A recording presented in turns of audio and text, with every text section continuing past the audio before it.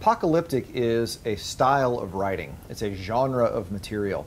The book of Daniel is the chief example of apocalyptic writing that we have in the Old Testament. In the Hebrew canon, it's probably worth noting that Daniel is found among the Ketubim. It's found among the writings and not among the prophets, where he is placed in most of the English canons. It is written in apocalyptic, particularly the second half, a very strong apocalyptic flavor there. Apocalyptic is a genre. It's a style, just like we could talk about romantic comedy or sci-fi or just plain comedy as genres of literature or movies. Apocalyptic is a genre of writing as well. Apocalyptic literature's purpose is to provide help in times of persecution and distress.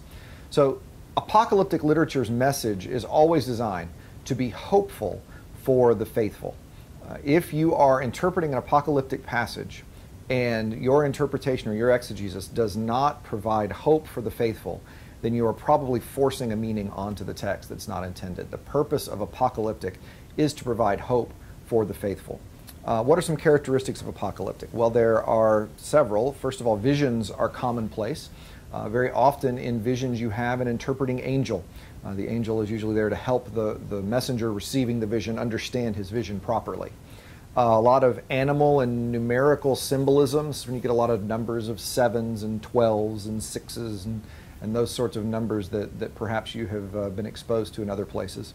Although many people see apocalyptic literature in the line of the prophetic messages, some of the differences are noteworthy. For one thing, prophetic messages almost always are concerned with social justice. Apocalyptic is rarely concerned with social justice. Apocalyptic is usually more concerned with persevering to the end. And there's probably a reason for that. When the prophetic message is being preached, and when we're talking about the Amoses and the Hoseas and the Micahs and the Isaiahs, it's a time when Israel is in power, and those prophetic messages are messages to the people in power condemning the way in which they are holding that power and treating those under them. When apocalyptic is being written, Israel is out of power. They are the oppressed party. And so it's less about people should treat the poor well and more about, to the poor, we need to endure, we need to make it to the end, we need to endure this persecution. Some suggest the symbolic imagery with the numbers and the animals, etc., are meant to obscure the message to the unfaithful but deliver a message to the faithful.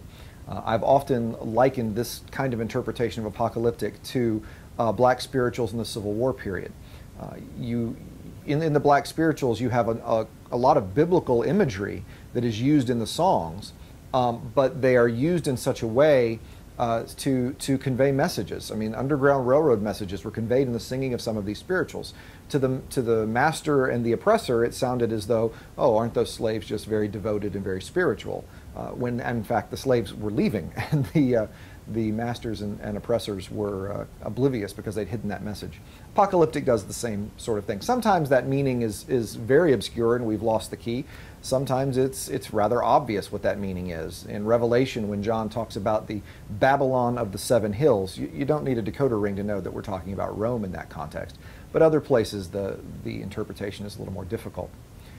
The book of Daniel is set within the exilic period, probably written within the Hasmonean period, or a little before, when Antiochus IV Epiphanes is oppressing the people of Israel, and Daniel is telling these stories about, well, I should say these stories are told about Daniel to encourage them to persevere. If the Jews under Antiochus IV Epiphanes will be like Daniel, then they will persevere in the faith. They will be willing to endure martyrdom if necessary. And if they do, they get to share in that rich tradition of those who kept the faith alive. So in this case, apocalyptic is attempting to encourage the faithful to endure persecution to make it to the end, and that's where they can find hope.